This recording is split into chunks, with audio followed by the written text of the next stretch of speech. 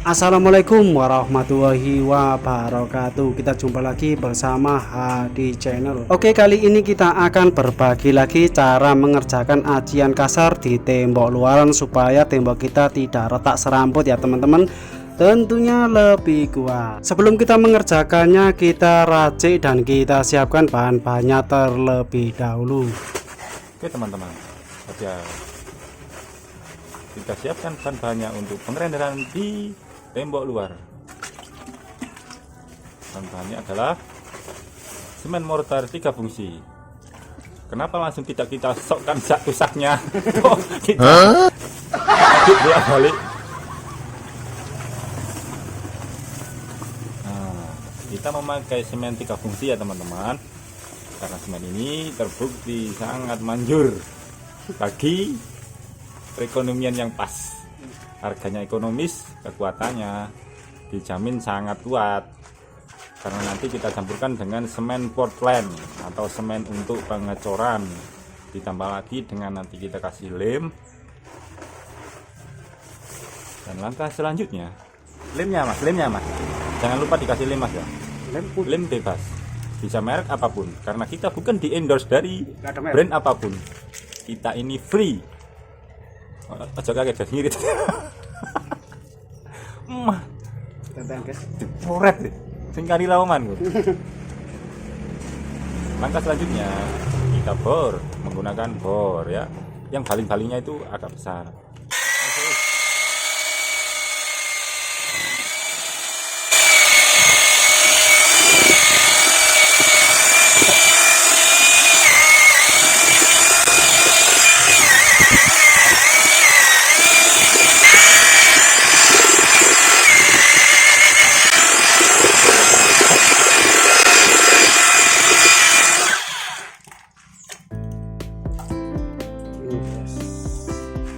Oke ya guys, setelah kita meracik dan menyiapkan bahan-bahannya, ini adalah media yang akan kita kerjakan. Mungkin kita pernah mengalami ya, tembok plasteran luar terus kita aci menggunakan semen Portland ataupun semen untuk cordak ya. Setelah itu retak serambut. Dan di video kali ini kita akan berbagi cara mengaci kasar supaya tembok kita tidak retak serambut lagi ya. Sebelum kita kerjakan, alangkah baiknya kita bersihkan terlebih dahulu tembok kita. Mungkin ada butiran-butiran pasir bekas plasteran kita menggunakan sapu lidi seperti ini ya teman-teman, supaya memudahkan kita mengaplikasikan ajian kita dan tentunya hasilnya nanti maksimal dan bagus.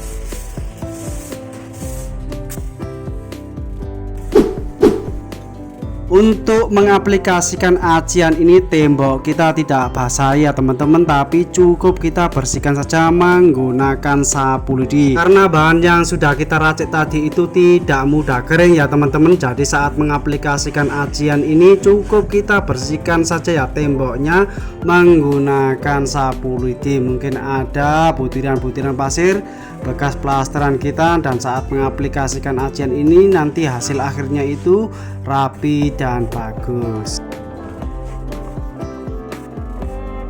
Sebelum kita melanjutkan ke penjelasan berikutnya, jika teman-teman suka video ini dan video ini bermanfaat, alangkah baiknya nanti teman-teman beritahu kami ya dengan cara tekan tombol like, komen, dan subscribe, dan bunyikan loncengnya juga supaya teman-teman tidak ketinggalan video-video aku yang terbaru. Jika kita mengalami masalah tembok retak serambut, tentunya akan mengurangi keindahan tampilan rumah kita ya teman-teman. Dan untuk memperbaikinya ataupun merenovasinya tentunya akan membutuhkan biaya tambahan yang cukup lumayan. Supaya kita terhindar dari pengeluaran biaya tambahan, kita harus mencegahnya sejak dini ya teman-teman, supaya tembok kita tidak retak serambut. Yaitu kita render tembok kita ataupun kita aci menggunakan acian kasar seperti ini ya teman-teman. Karena bahan yang kita gunakan semen mortar pelekat bata ringan dicampur dengan lem dan semen Portland, tentunya daya lekatnya lebih kuat, dan bahan ini mengandung campuran pasir yang sangat halus ya teman-teman. teman-teman. Setelah kita selesai mengerjakan dan kita cat, tentunya daya lekat cat itu lebih kuat karena tembok kita ada pori-pori yang menambah daya lekat cat kita ya teman-teman. Untuk cara seperti ini biasanya digunakan di negeri Upin-Upin ataupun negeri jiran kita ya teman-teman. Untuk tembok luarannya itu selalunya diaci ataupun di render menggunakan semen acian yang sangat kasar. Tujuannya supaya waktu selesai mengerjakannya itu kalau kita cat itu daya lekat dari cat itu lebih kuat dan mengurangi retak serambut. Untuk penyebab tembok retak serambut pada umumnya biasanya diakibatkan karena kualitas acian dan plasteran yang sangat rendah dan material acian dan plasteran yang dipilih kurang tepat, ditambah juga pengadukan bahan yang kurang tepat.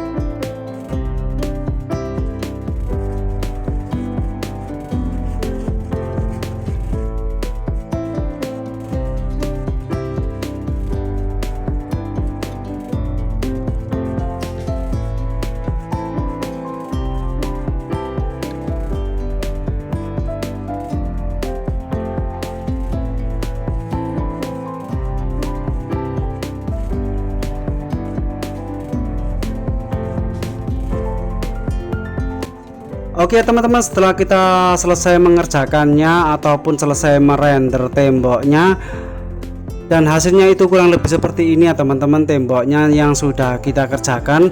Dan setelah itu kita akan tunggu tembok ini kering ya, tapi usahakan jangan terlalu kering.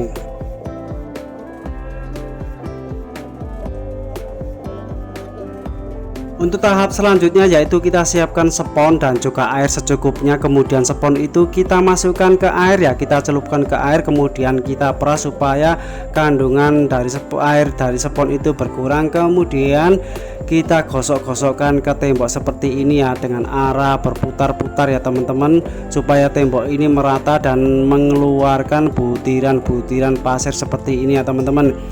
Dan kalau kita sudah selesai mengerjakannya dan sudah kering, dan kita akan siap cat ya teman-teman. Dan kalau kita cat, karena tembok ini mengandung butiran-butiran pasir yang sangat lembut ya teman-teman, kalau kita cat itu akan menambah daya lekat dari cat itu sendiri ya, karena mengandung butiran-butiran pasir dan juga pori-pori dari tembok ini tentunya akan menambah daya lekat dari cat itu sendiri.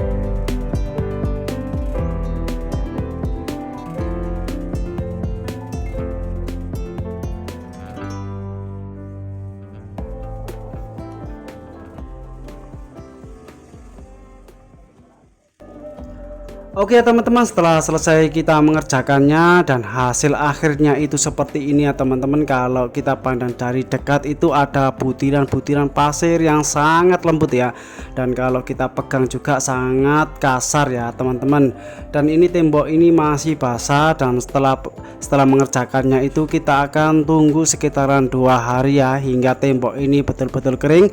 Kemudian kita akan cat menggunakan cat luaran ataupun sealer ya teman-teman.